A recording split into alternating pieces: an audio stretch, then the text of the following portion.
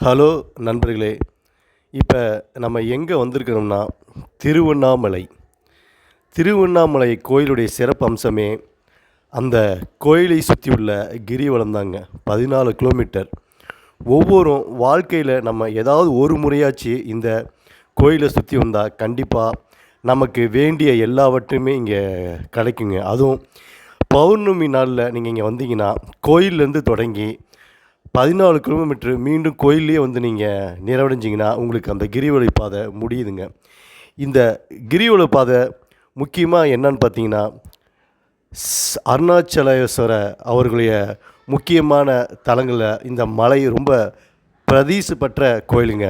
அதனால் கண்டிப்பாக ஒரு விசிட் நீங்கள் வந்து இந்த கோயிலை கிரிவலம் சுற்றுங்க.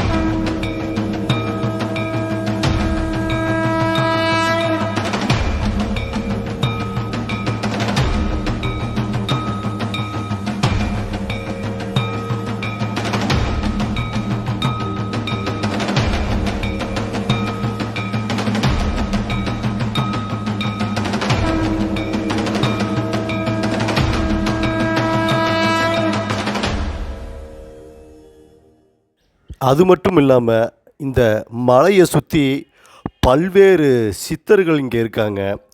இந்த கோயிலை நீங்கள் சுற்றி வரும்போது ஒவ்வொரு ராசிக்காரர்களுக்கும் ஒரு பிரதீசற்ற வாயு லிங்கம், குபேர லிங்கம், அப்படி பல்வேறு லிங்கங்கள் இங்கே வடிவமைச்சிருக்காங்க. உங்கள் ராசிக்கு ஏற்ற மாதிரி நீங்கள் இந்த கோயிலில் நீங்கள் வழிபடலாம்.